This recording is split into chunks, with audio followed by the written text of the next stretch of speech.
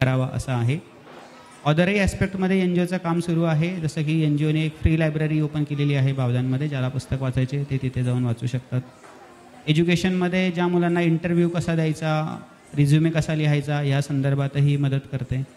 ज्या मुलांचं कॉलेज झालं आहे पण कॅम्पसमध्ये सिलेक्ट होत नाही, तर त्या मुलांसाठीही आपली एन जी ओ काम करत आलेली आहे.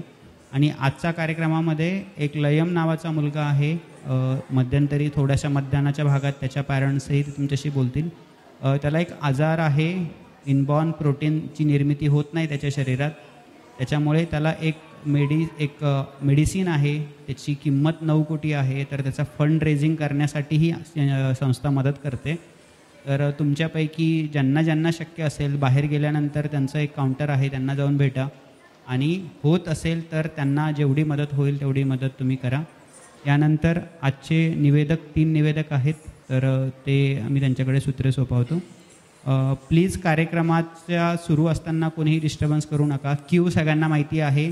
आता 1 नंबरचं गाणं आहे. तुमचा 8 नंबर असेल तर बागेस थांबा. 3 परफॉर्मन्सेस अगोदर येऊन रिपोर्ट करा आणि परफॉर्मन्स झाल्यानंतर सगळेजणं ॲज अन ऑडियन्स मध्ये जाऊन बसतील. आणि थँक्यू.